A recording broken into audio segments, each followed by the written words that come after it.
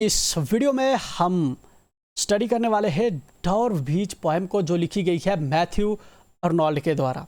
ये Matthew Arnold की picture है। पोएम को रीड करने से पहले, ये बेसिकली हमारी रिवीजन क्लास है। पोएम को रीड करने से पहले हम यहाँ पे कुछ इंपॉर्टेंट चीज़ें देख लेते हैं। डॉर्व बीच आपको यहाँ पे देखने को मिलेगा, राइट। ये आपका इंग्लैंड है, ये आपका फ्रांस है। इसके बीच में आप देखेंगे ये आपकी इंग्लिश चैनल है, एंड इसी पे आपको जो है देखने को मिलता है आपका डॉर्व बीच, ठीक है। जहाँ पे आपको नॉर्थ अटलांटिक ओशन देखने को मिलता है, एंड यहाँ पे आपको नॉर्थ सी देखने को मिलता है। एक वर्ड हम यहाँ पे यूज़ करते हैं वो है स्ट्रेट। स्ट्रेट हमारी एक ऐसी वाटर चैनल होता है, या वाटर बॉडी का जो है एक ऐसा वाटर चैनल होता है जो बेसिकली दो बड़ी वाटर बॉडीज़ को अपने आप में कनेक्ट कर रहा होता है। जिस तरह से नॉर्दर्न सी को नॉर्थ अटलांटिक से ये हमारी इंग्लिश चैनल कनेक्ट कर रही है, इसको हम स्ट्रेट कहते हैं, ठीक है। इस तरह से अगर दो लैंड मासेस को जो है एक छोटी सी लैंड जो है लैंड का इस तरह से चैनल कनेक्ट कर रहा हो तो हम इसको इस्थमस कहते हैं।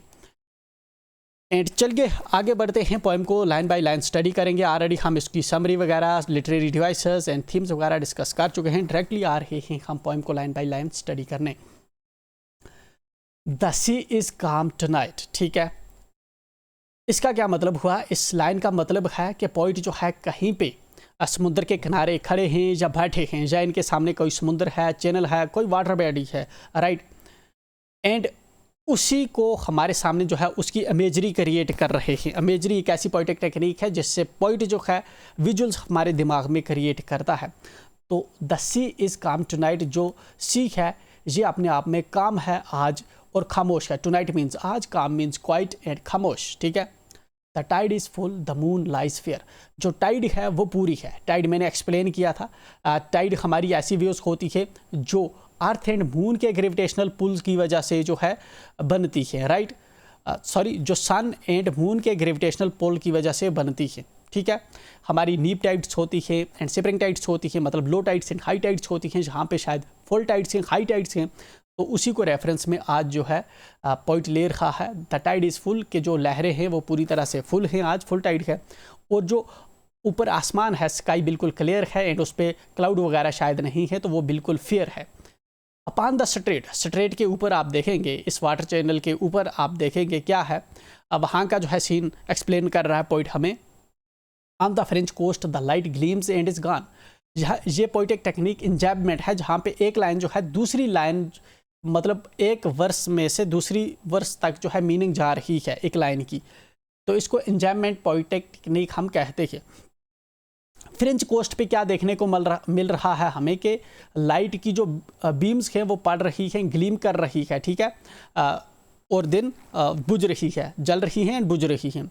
The cliffs of England state, and दूसरी ओर क्या है, ठीक है, चैनल स्ट्रेट की दूसरी ओर आप देखेंगे तो जहाँ पे क्लिफ्स हैं, क्लिफ्स होते हैं हमारे जो है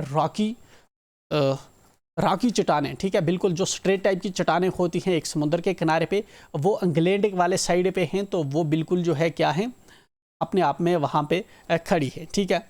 glimmering and vast out in tranquil bay, हमारा जो बे है, बे हमारा एक ऐसा वाटर बॉडी होता है जिसके तीनों साइड में लैंड हो, ठीक है।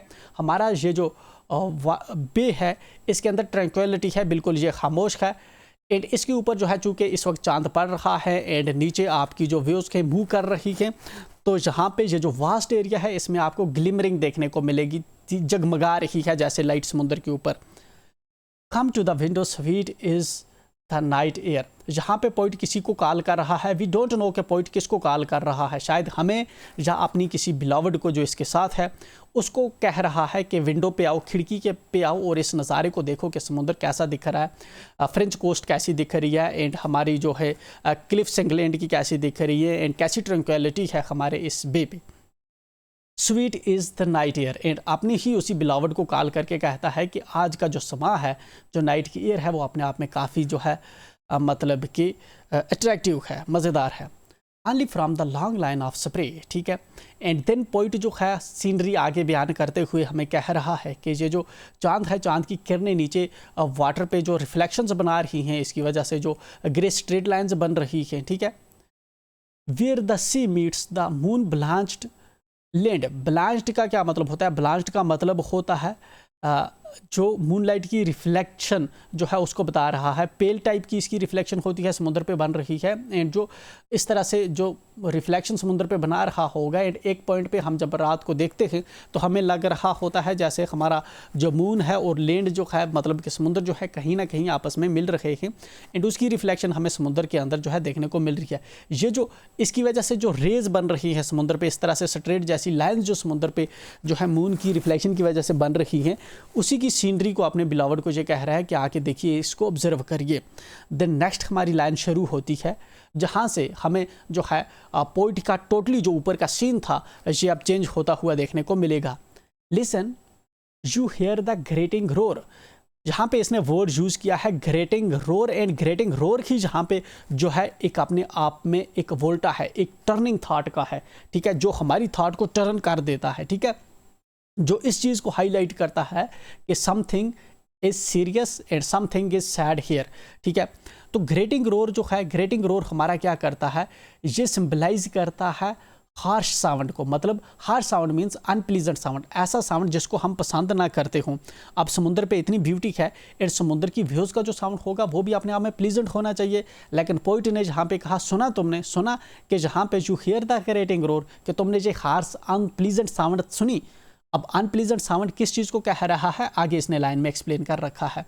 Of pebbles which the views draw back and fling, ठीक है, ये जो साउंड है ग्रेटिंग हार्श साउंड है, ये किसका है, उन पेबल्स का है, उन पेबल्स का है जिन पे मतलब कि व्यूज आ रही हैं, पत्थरों के साथ टकरा रही हैं, एंड एक पत्थर दूसरे के साथ टकरा रहे हैं।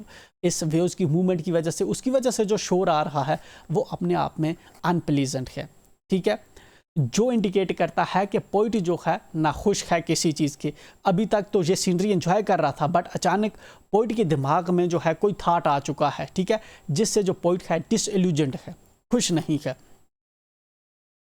Eight their return up the high strand, जब ये जो वेव्स होती है ये जो किनारे पे आती है शोर पे, फिर से जब ये वापस जाती है तो जो पत्थर इन्होंने लाए होते हैं वो एक दूसरे से टकराते हैं, उसकी वजह से जो है ये अनप्लीजेंट नॉइज़ जो है यहाँ पे जनरेट हो रहा है।